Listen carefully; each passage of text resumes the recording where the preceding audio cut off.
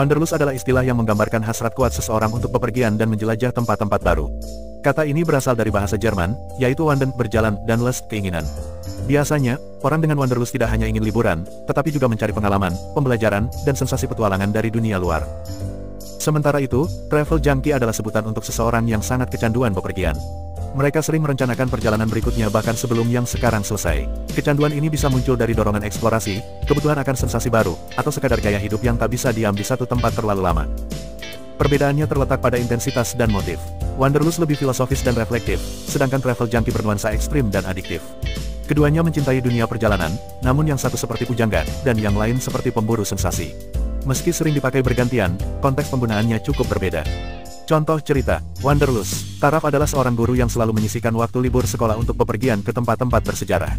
Ia percaya bahwa setiap tempat membawa pelajaran baru. Saat mengunjungi Petra di Yordania, ia tak hanya berfoto, tetapi juga menulis jurnal tentang sejarah dan budaya lokal. Untuknya, perjalanan adalah bagian dari pertumbuhan pribadi.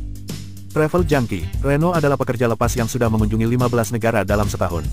Ia merasa tidak lengkap jika sebulan saja tidak menginjak bandara. Saat satu perjalanan selesai, ia langsung memburu tiket promo ke negara berikutnya. Ia menikmati adrenalin dari hidup di tempat asing dan tidak pernah betah terlalu lama di satu kota. Wawasan terkait Wanderlust bisa menjadi motivasi positif untuk eksplorasi budaya dan pengetahuan. Tidak selalu harus mahal, dapat dilakukan lewat perjalanan lokal. Bisa menyebabkan ketidakpuasan jika tidak seimbang dengan realita hidup. Travel junkie cenderung impulsif dan bisa berdampak pada keuangan. Memberi pengalaman mendalam karena frekuensi perjalanan tinggi. Berisiko kelelahan atau kehilangan makna dari tiap perjalanan. Istilah terkait, globetrotter adalah orang yang sering bepergian ke berbagai belahan dunia, biasanya dengan tujuan menjelajah sebanyak mungkin negara atau kota. Digital nomad adalah orang yang bekerja secara remote sambil bepergian dari satu tempat ke tempat lain, biasanya menggunakan teknologi untuk tetap produktif.